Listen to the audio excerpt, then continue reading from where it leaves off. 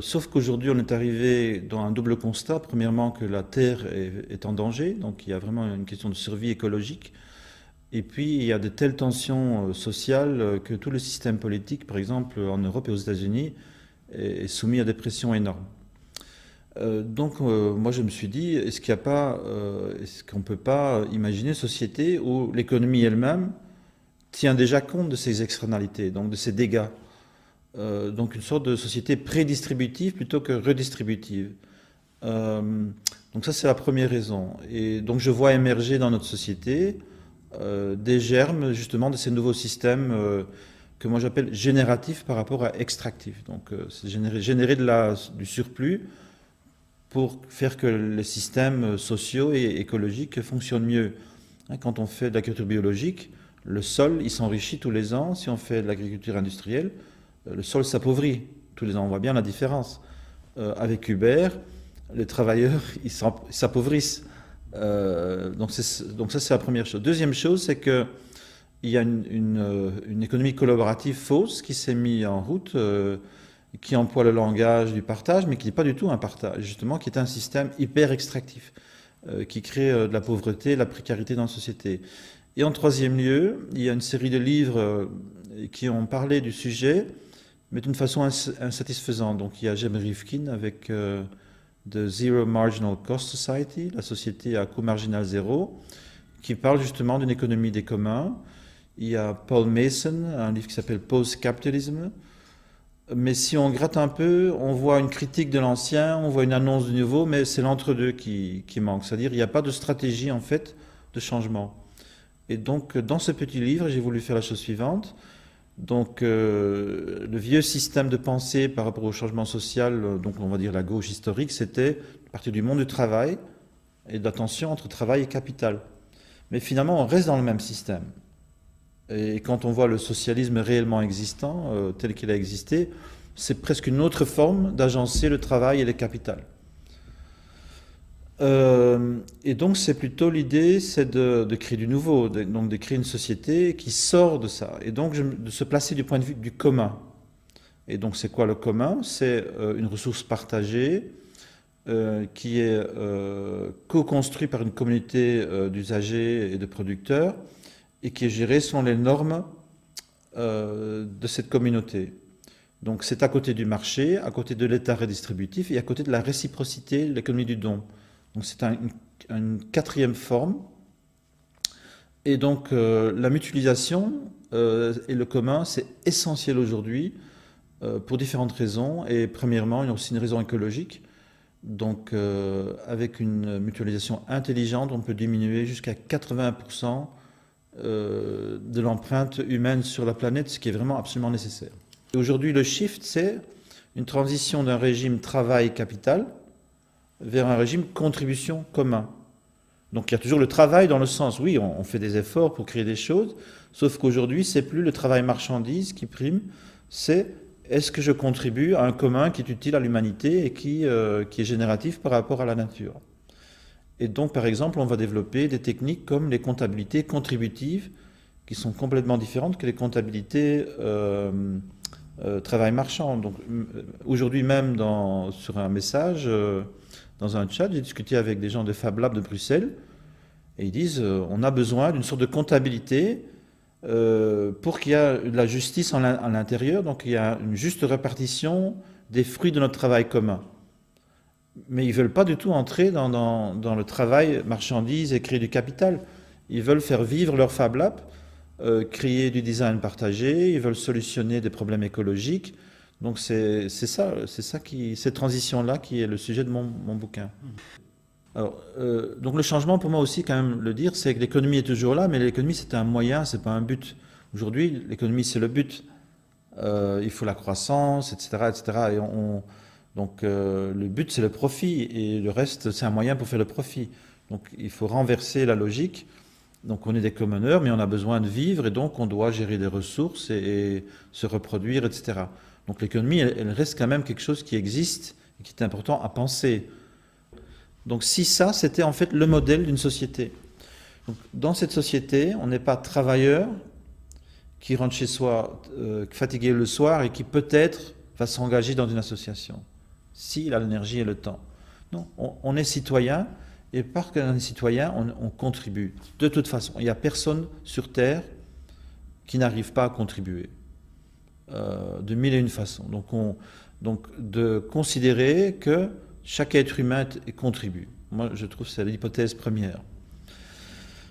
Et donc, la société civile devient le cœur de la société parce qu'elle est productive de valeur, parce qu'elle crée des communs. L'économie est secondaire, elle fait en sorte que les communeurs puissent vivre, que les citoyens puissent vivre, mais elle est au service de la société civile, pas l'inverse. Et finalement, l'État, ben c'est ça, l'État, c'est ce qui facilite les infrastructures du territoire, voire d'un territoire virtuel. Mais la question essentielle est qu'est-ce qui est dominant? Quelle est la forme dominante? Et donc, est-ce que les commoneurs, les citoyens peuvent trouver des formes étatiques et des formes marchandes qui sont compatibles avec les communs et cette vision du monde et ces besoins qu'on a aujourd'hui de ne pas détruire la terre, d'avoir des communautés florissantes? C'est que même un commun, même une association commune, elle est l'état de son commun. Oui. Donc un commun qui fait du ciel libre ne se préoccupe peut-être pas de l'égalité des sexes ou de la diversité ou de l'inclusion, ou même de l'écologie. Et on est dans un territoire. Donc dans ce territoire, on vit avec des gens qui sont engagés dans plusieurs communs. Et moi, je vois l'État comme le commun des communs. Donc il fait deux choses. Donc c'est par exemple l'éducation. Faire en sorte que chacun soit éduqué. Faire que chacun ait des garanties minimales pour pouvoir survivre, etc.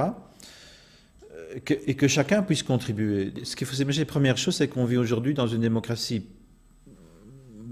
relative, politique, mais dans le monde de l'entreprise, dans le monde de l'éducation, il n'y a pas de démocratie. Donc c'est une démocratie très relative. Par définition même, les communs, parce qu'ils sont autogérés, sont les règles et les normes de la communauté, sont des espaces démocratiques. Donc c'est un entraînement, une pratique démocratique au-delà de l'État. Donc là, on est dans la démocratie tous les jours, en fait. Et donc on peut voir l'État, non pas comme quelque chose qui est séparé des citoyens, mais une sorte de trust, ou une sorte de méta-association ou méta-coopérative. Mais l'État partenaire, moi j'essaie de ne pas essentialiser, c'est-à-dire c'est pas un jour il y aurait cet État partenaire radiant, non, c'est dans la pratique de tous les jours, utiliser nos taxes, nos règlements pour renforcer les communs. Peut-être qu'il y aura des grands chocs, j'en doute pas, mais ça, ce sera un résultat organique. Moi, je crois que bon, la révolution, la violence, elle vient quand il y a un blocage dans la société et que l'élite ne veut pas s'adapter. Et alors, donc on va voir ça explose. Mais on sait aussi que c'est très coûteux pour la société et que c'est surtout les gens d'en bas qui en souffrent. Donc si on peut créer des germes, interconnecter les germes, faire en sorte que la société civile soit le plus résilient possible pour les chocs à venir, on peut peut-être éviter justement des scénarios de violence sociale. Mais est-ce que vous pensez qu'il y a des alternatives aux GAFA qui proposent des modèles redistributifs? Oui, alors là c'est plutôt un projet qu'une réalité. Donc la Fondation Peer-to-Peer travaille en alliance stratégique avec la Coopérative Intégrale de Catalogne, un projet qui s'appelle Faircoop. Et alors le but c'est quoi? C'est de créer un écosystème de commerce équitable avec des coopératives ouvertes que j'expliquais un peu avant, et en utilisant notre propre monnaie cryptographique qui s'appelle Faircoin. Donc on a une critique de Bitcoin qui est une monnaie prédatrice, parce qu'il y a une rente extractive dans Bitcoin, donc elle est utile pour certaines choses, mais elle ne peut pas vraiment marcher pour des projets d'économie équitable. Donc on va utiliser une autre monnaie qui existe déjà, qui s'appelle Faircoin. Donc, alors, pour moi, l'idée est là. Donc aujourd'hui, on a 3 grandes réponses fragmentaires par rapport à la crise du système dominant. 1, la durabilité. Comment est-ce qu'on peut faire pour avoir une production plus durable? 2, la solidarité, l'économie solidaire, l'économie coopérative. 3, le partage, les systèmes ouverts. Mais il n'y a pas de pont entre ces 3 mouvements. C'est-à-dire qu'il faut des coopérativismes ouverts c'est-à-dire le monde de l'économie solidaire avec les pratiques de partage et d'ouverture. Et il faut l'économie circulaire open source, qui est le pont entre le partage et la durabilité. Et en fait, il faut éventuellement les trois. Donc il faut faire écosystème. Et ça manque. Mais il y a par exemple un projet que j'aime beaucoup en France, qui est à Lille, encommun.org, qui est un projet de la coroutine et Mutualab. Je fais un peu leur publicité ici. Qui commence d'abord à cartographier tous les projets qui créent du bien commun à Lille, leur bien commun physique, leur bien commun immatériel, mais aussi les chaînes de valeur qui sont en train d'être créées. J'ai vu des projets similaires à Madison, Wisconsin, ça s'appelle Mutual Aid Network, de Solidarity NYC à New York. Donc on voit aujourd'hui un début d'une pensée, d'une pratique écosystémique. Et c'est là qu'il faut venir. Parce que les réponses fragmentaires, elles existent déjà. Mais les gens ne se regardent pas assez.